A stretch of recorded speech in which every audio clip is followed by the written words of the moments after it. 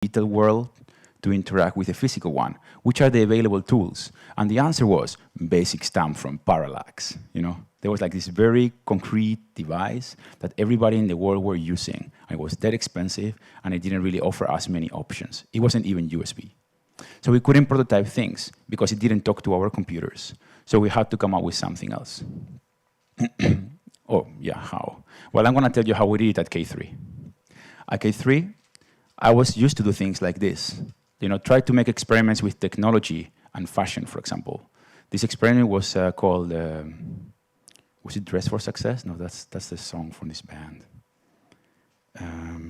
I can't remember. Anyway, this was a class that we did to try to experiment with the idea of making wearable computing devices.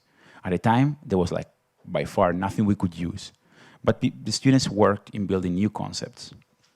So Bjorn here, he made a second head for himself. And the second head was your head.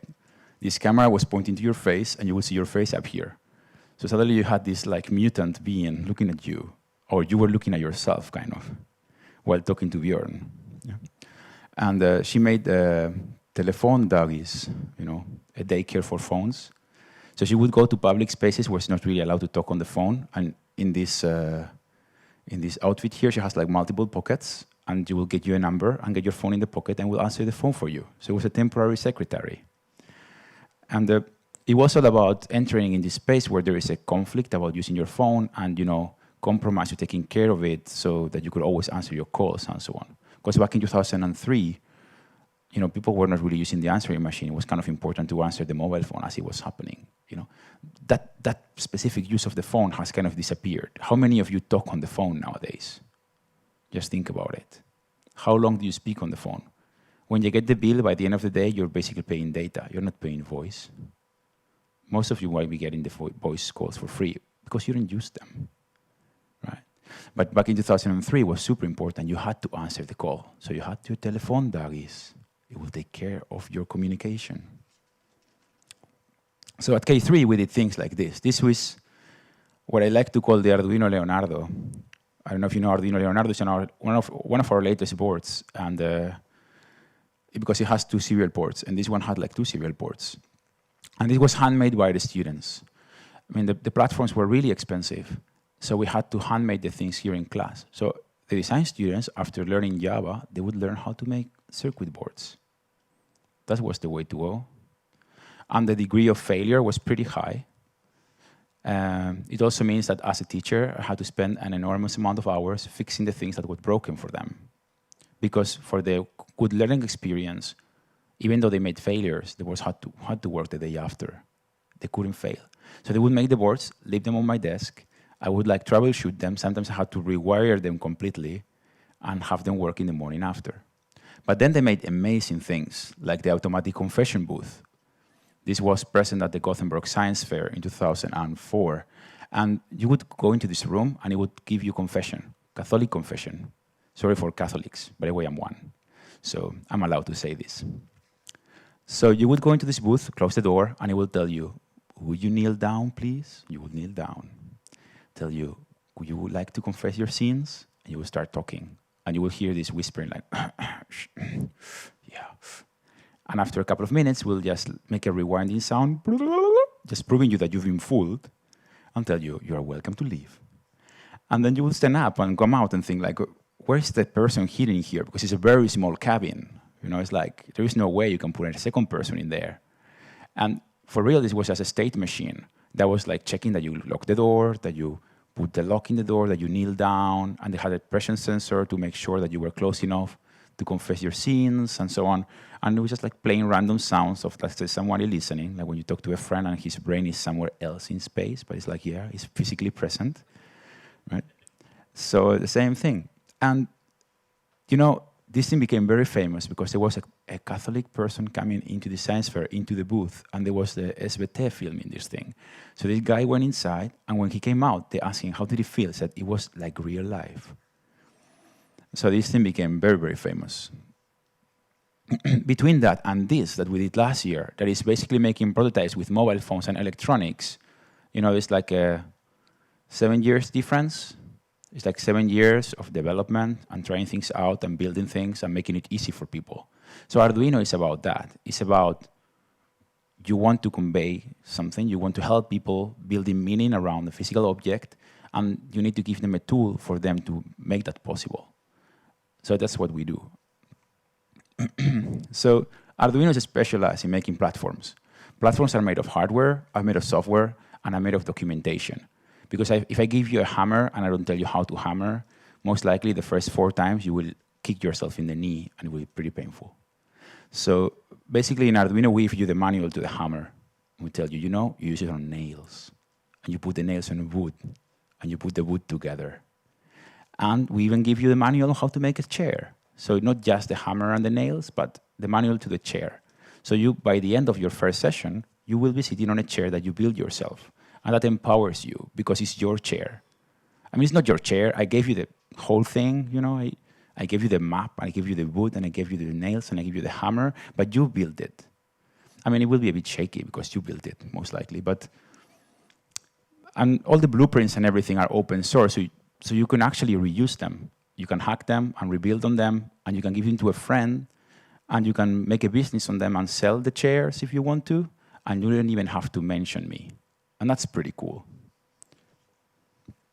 So Arduino is made of this platform that is a compendium of these 3 things: the boards, the software to program the boards, and the documentation. If we make a better board, we need better software, and we need better documentation. And this goes in this cycle the whole time. Because when people get used to this board and they see they can turn on and off a light, and they can read a sensor, and they can move a motor, they say, okay, how can I play video? It's like, guy, for 25 euros with this thing, you cannot really play video. It's like, you need more horsepower. But people are like, yeah, okay, I want the same kind of feeling. Because, if I can say digital right, turn the light on, I could say turn video on. And I can make my video installation. And when somebody claps in the room, the video goes on. It's fantastic. It's like, yeah, sure. You hire engineers for that.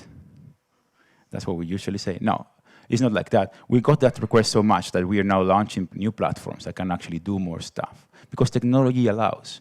And when you empower people to do things, the next thing they come is where they want more. And you have to give them more. Mostly because it's about education. And when you create this cycle, what you get is a lot of interested people around this community of practice, of people that want to do things and want to build things and want to learn more about making things. And at some point, they even imagine they can make a business out of these things. So, yeah, this is a fact. This is our world map of Arduino. Green represents North America, yellow represents Europe, orange represents Asia. The thing is that since we don't understand Chinese, none of us, we really have no idea of the real expansion in Asia. But truth is that we know that, for example, a publisher called Gaken made a magazine about Arduino, and they sold 300,000 copies of this magazine, and that magazine included an Arduino board inside. So we do believe that we are really present in Asia, but we have no way of knowing at this point how present we are. So if you know some Chinese and Japanese people that want to help out mapping this thing, please let me know by the end of this talk. Because so far we know that we have pushed out in the world 870,000 boards.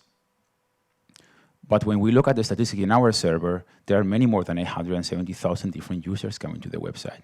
Because we know for a fact that there's probably 2 or 3 times as many boards in the world because people copy them. Or they make derivative boards, which means boards that work with the same software but have advanced features on them. They can do other things that our boards don't do yet. So what we see is that this ecosystem generates this snowball effect, and more people get added to it and keeps on growing and growing and growing. So what is our contribution? Well, we are challenging the current education methods. We provide the tools, but we don't provide the books. I mean, usually education is based on you go somewhere, you want to learn about, like the other day, I decided I want to learn again about neural networks. I learned back at the university, but I'm really interested in this new emerging field interaction design that is a neural network-based pattern analysis. It's really boring, by the way. But I decided, okay, I want to learn about this again. So I went online and bought myself a 65 euros book. It's going to be my Christmas present to myself.